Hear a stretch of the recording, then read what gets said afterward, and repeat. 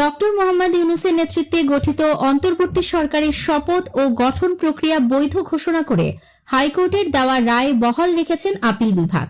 বৃহস্পতিবার ৪ ডিসেম্বর সকালে প্রধান বিচারপতি ডক্টর সৈয়দ রেফাত আহমেদের নেতৃত্বে ৭ বিচারপতির পূর্ণাঙ্গ আপিল বেঞ্চ এই আদেশ দেন।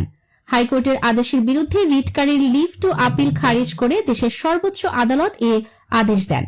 আর আগে গতকাল বুধবার শুনানি শেষে আদেশের জন্য আজকের দিন ধার্য করেন আদালত।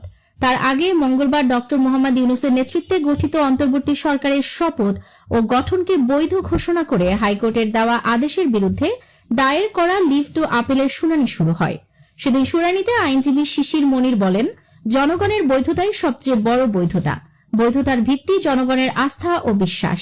এরও আগে 12 নভেম্বর শুনানি করেন সুপ্রিম কোর্টের জ্যেষ্ঠ আইনজীবী মোহাম্মদ মহসিন রশিদ। শুনানিতে আদালত সম্পর্কে বিরূপ মন্তব্য করায় আইনজীবী মহসিন রশিদের বিরুদ্ধে আদালত অবমাননার অভিযোগ আনেন অ্যাটর্নি জেনারেল।